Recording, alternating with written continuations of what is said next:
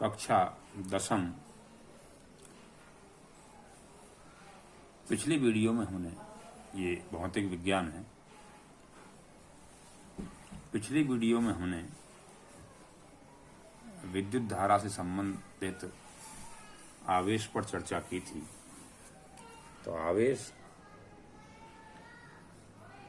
का एक सूत्र भी आपको बताया था, Q बराबर N इंटू ई। Q बराबर N इंटू ई। तो जहां Q आवेश था और N इलेक्ट्रॉन्स की संख्या थी और E जो है एक इलेक्ट्रॉन पर आवेश है। तो हमने ये समझा था कि इलेक्ट्रॉन चालक में गति करते हैं तो इलेक्ट्रॉन्स का आधिक्य या इलेक्ट्रॉन्स की कमी होना ही अपने आप में आवेश है।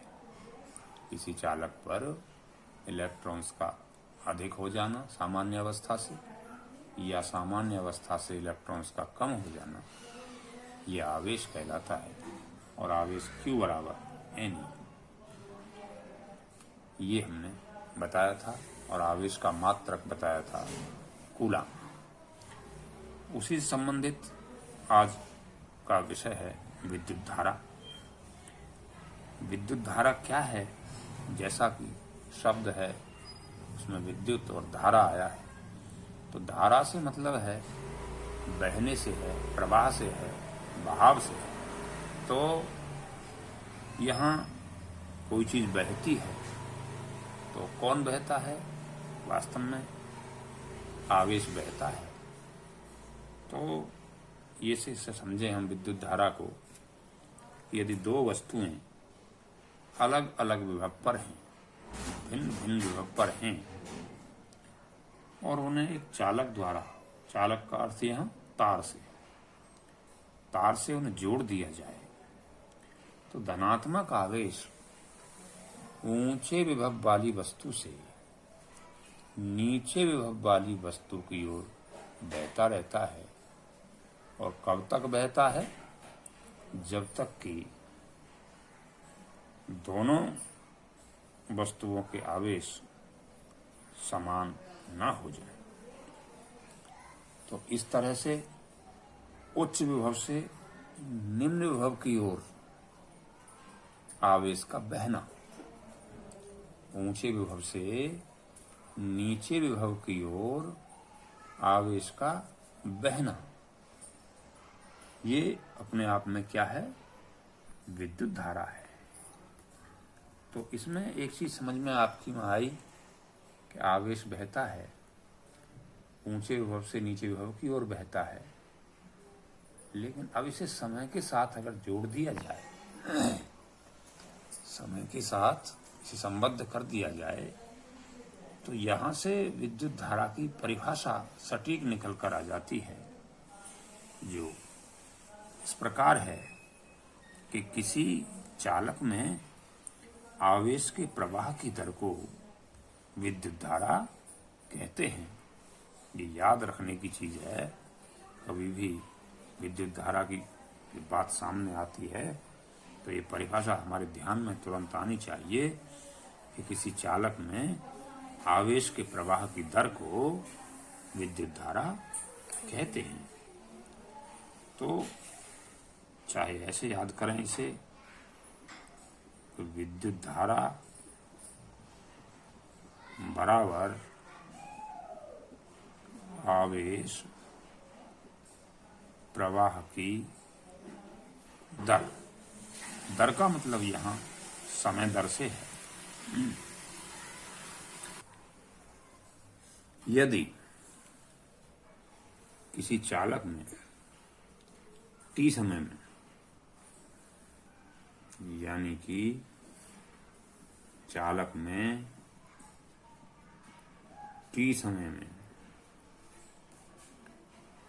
Q आवेश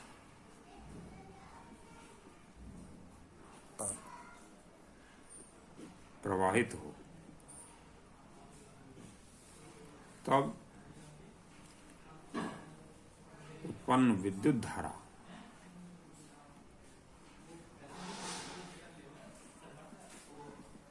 आई, विद्युत धारा को नोट करेंगे आई से, बराबर Q बटे T, या Q बराबर IT। ये भी एक संबंध है। तो हम कह रहे थे कि इस आवेश प्रवाह को समय दर के साथ जोड़ दिया जाए तो विद्युत धारा बराबर Q अपॉन T, इस सूत्र के माध्यम से ही इसकी परिभाषा याद कर सकते हैं। Q क्या है? आवेश। T क्या है? समय। तो आवेश प्रवाह की समय दर को विद्युत धारा कहते हैं। अब यहां से सूत्र मिला I बराबर Q अपॉन T। तो अब बात करेंगे साहब विद्युत धारा का मात्रक क्या होगा। विद्युत धारा का मात्रक, यहीं से मात्रक निकालेंगे। I बराबर Q अपॉन T है, तो यानी ऊपर आवेश का मात्रक और नीचे समय का मात्रक। तो आवेश का मात्रक क्या होता है? कूलाम, और समय का मात्रक क्या होता है? सेकंड। तो विद्युत धारा का मात्रक क्या हुआ? एक मात्रक बना कूलाम प्रति सेकंड। इसी को हम क्या कहते हैं? एम्पियर। एम्पियर कहते हैं।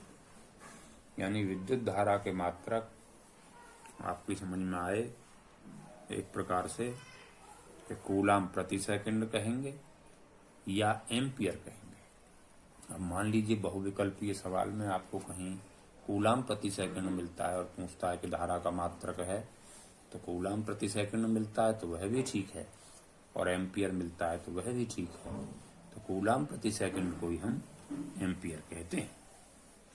अब जब एम्पियर की बात आ जाती है तो ये 1 एम्पियर विद्युत धारा कितनी होगी? यदि इसमें I बराबर Q अपॉन T में Q का मान 1 कूलाम हो जाए, मैं ऐसे समझें, यदि Q बराबर 1 कूलाम हो जाए और T बराबर हो जाए 1 सेकंड, तब I बराबर क्या हो जाएगा? 1/1 इक्वल टू 1 एम्पियर।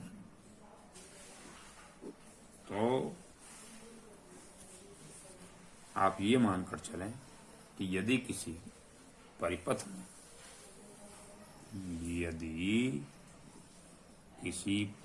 में एक कूलाम आवेश, कितना? 1 कूलाम आवेश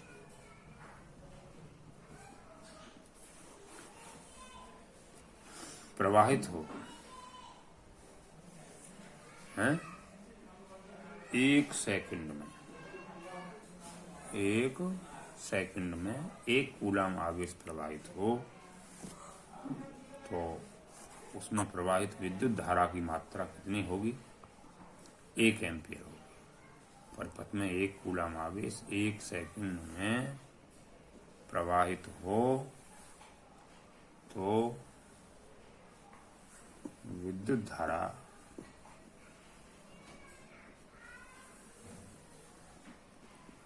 1 एम्पियर होगी।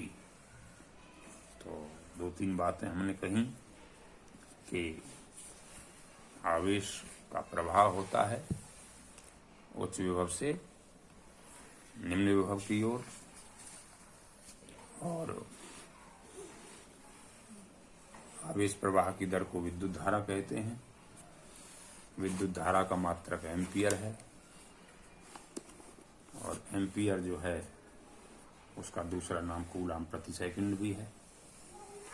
इस प्रकार से विद्युत धारा को हम इसके प्रवाह की बात को समझें, परमाणु संरचना के अनुसार अगर देखा जाए तो धातुओं के परमाणुओं के सबसे बाहरी कक्षा जो होती है, इलेक्ट्रॉनिक विन्यास हमने कक्षा 9 में पढ़ा है, उस बाहरी कक्षा में 1 या 2 इलेक्ट्रॉन होते हैं। अब चूंकि बाहरी कक्षा नाभिक से दूरी पर है, तो नाभिक का जो आकर्षण बल है इन पर कम लगता है, क्योंकि ये नाभिक से दूर होते हैं। तो ये सामान्य ताप पर ये इलेक्ट्रॉन थोड़ी सी ऊर्जा लेकर ही परमाणु से अलग होकर पदार्थ में मुक्त रूप से विचरण करते हैं, परंतु धातु की सतह को छोड़कर नहीं जा सकते। इन इलेक्ट्रॉन्स को मुक्त इलेक्ट्रॉन, फ्री इलेक्ट्रॉन्स कहते हैं। बात समझें, धातुओं की परमाणु संरचना का हम जिक्र कर रहे हैं। बाहरी कक्षा में 1 या 2 इलेक्ट्रॉन होते हैं।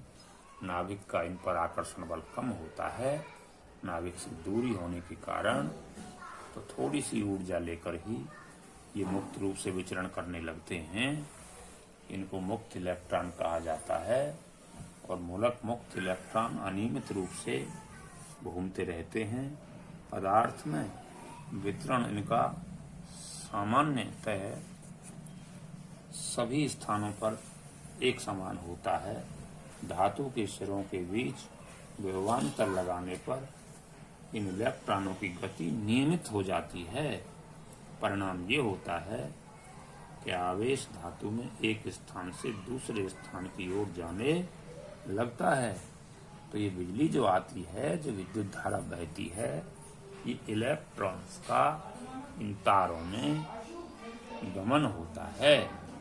आप कहेंगे साहब विद्युत धारा की दिशा, यदि किसी परिपथ में धनात्मक आवेश के प्रवाह की दिशा को धारा प्रवाह की दिशा माना जाता है। अब आप कहेंगे कि इलेक्ट्रॉन पर तो ऋण आवेश होता है और धनात्मक आवेश के प्रवाह की दर विद्युत धारा है, दिशा है उसकी। अब चालक में विद्युत धारा की दिशा कैसे मानी जाए? इलेक्ट्रॉन पर ऋण आवेश होता है और आप कह रहे हैं कि धन आवेश की तरफ मानी जाएगी विद्युत धारा। तो जिधर इलेक्ट्रॉन बहते हैं उसके विपरीत दिशा में विद्युत धारा की दिशा मानी जाती है, यानी इलेक्ट्रॉन के बहने की दिशा के विपरीत होती है विद्युत धारा की दिशा। तो विद्युत धारा के विषय में आज आपको जानकारी मिली। इसे ठीक से पढ़ेंगे, लिखेंगे, याद करेंगे।